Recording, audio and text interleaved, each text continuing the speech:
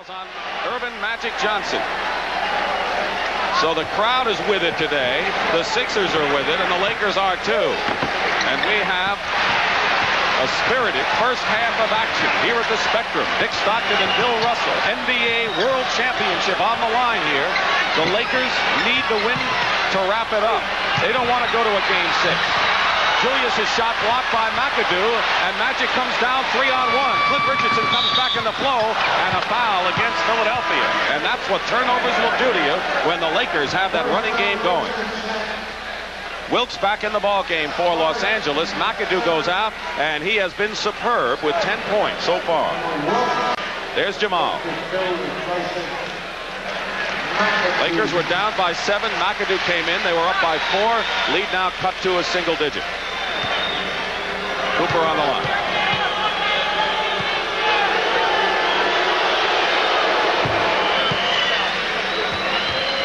Clint Richardson had committed the foul his first. 3 team fouls on Philadelphia with 5:34 to play in the half.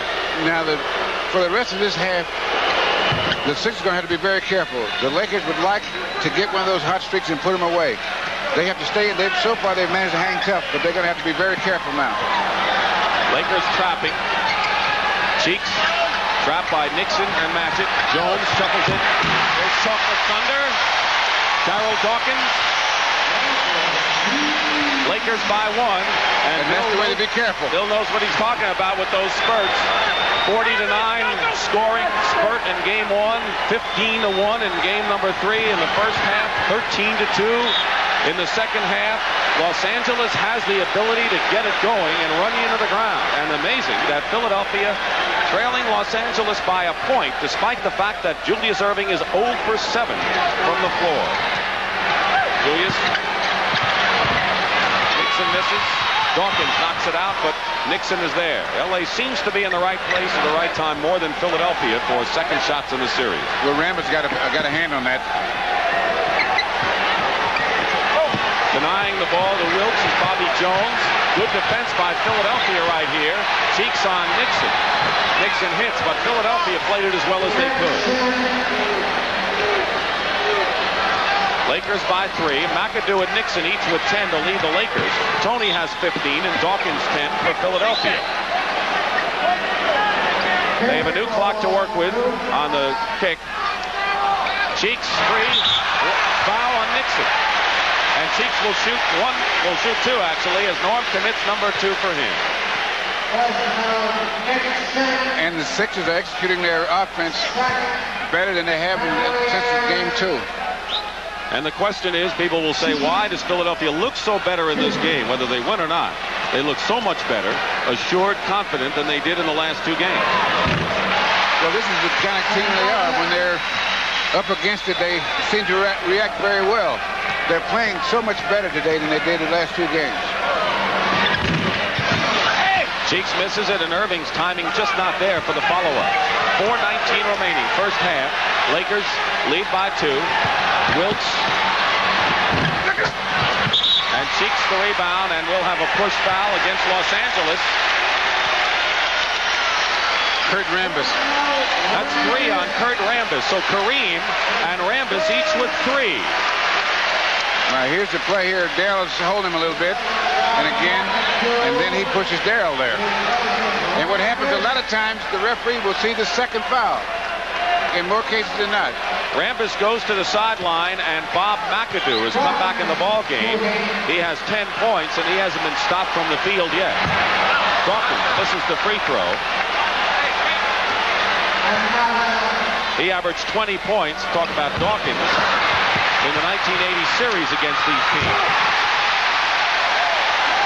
LA coming right back after the basket. They don't waste much time. Nixon pulls up, and this is what they do so well.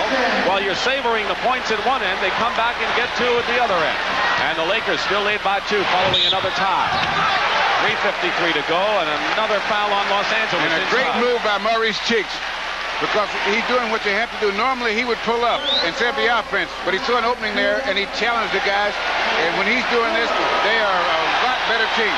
And Bob McAdoo has his 3rd foul. So McAdoo Kareem and Rambis have 3, and so the Lakers front court riddled with personal fouls with 3:53 remaining in the first half.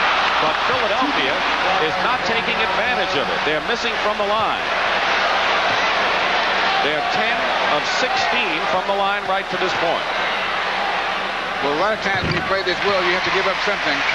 And it's better to not shoot the free throws so well and play the other game rather than shoot the free throws well and not play the other game as well. Sixers are not really in much of a position to give up anything, and they know that. Michael Cooper from the corner hit. So L.A., they haven't been shooting that well from the perimeter, although Philadelphia says that's what we'll give them. Michael Cooper now has 10 points, so 3 in double figures for the Lakers. He's 4 for 4. Cheeks comes right back with his 9th point of the game. Toney with 15, Dawkins 12-9, the leading scorers, and Wilkes got 3. He is one of the best on the Lakers at moving without the ball. 3:15 to go in the first half, and now a timeout called, a 20-second timeout. Now here's the last fast break. And you see Wilkes push Bobby Jones out of the way and end up with a layup. So far, Bill, it seems as if Philadelphia is going to the hoop more than the Lakers. The Lakers are relying more on the outside shot, although they're more successful in this game. Where both these teams, if you compare their shooting, the Lakers are a better outside shooting team.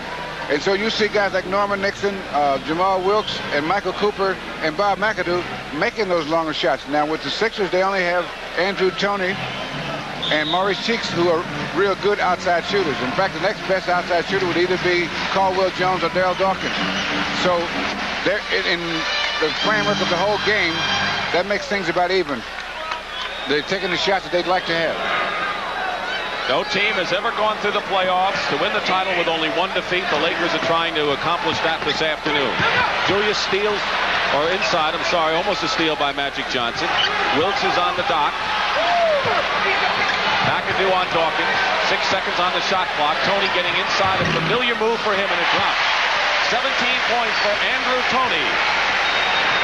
Under 3 minutes to play in the first half. Toney had 36 points in Game 3, 28 in Game 4. Second leading scorer to Julius Erving. Still, Los Angeles ball. Good defense by Philadelphia.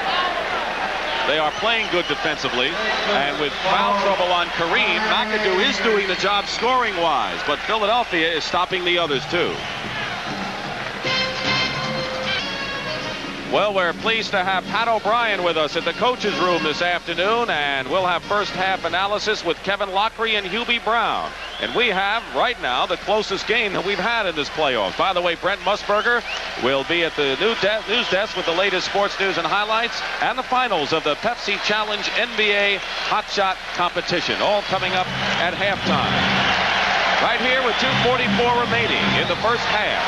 The Lakers are leading the Sixers by 1. Philadelphia reeled off the first 7 points of the game. That was their biggest lead, 9-2. L.A. came back, and their biggest margin was 4.